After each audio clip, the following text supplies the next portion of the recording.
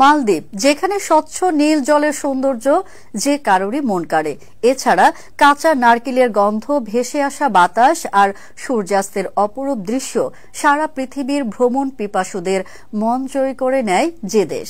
পর্যটকদের স্বপ্নের দেশ, সে দেশটিই কিনা হারিয়ে যাচ্ছে বিশ্ব মানচিত্র থেকে। প্রতিনিয়ত সমুদ্র পৃষ্ঠের উচ্চতার তলানিতে হারিয়ে যাওয়ার আশঙ্কায় দিন গুনছে পুরো দ্বীপপুঞ্জ। পরিবেশ বিজ্ঞানীরা বলছেন, যদি কার্বন নিঃসরণের বর্তমান ধারা অব্যাহত থাকে তবে 2100 সালের শেষের দিকে মালদ্বীপ সমুদ্রের অতল গহ্বরে বিলীন হয়ে যেতে পারে। বর্তমানে সমুদ্র পৃষ্ঠ থেকে মালদ্বীপের গড় উচ্চতা মাত্র 1.5 মিটার, যা পৃথিবীর সবচেয়ে নিচু বসবাসযোগ্য এলাকা। এমনকি ভবিষ্যদ্বাণী করা হচ্ছে, যদি সমুদ্রের স্তর আর 1 মিটার বাড়ে তবে মালদ্বীপের অসংখ্য দ্বীপপুঞ্জ পানির নিচে তলিয়ে যাবে। কেমন হবে তখন?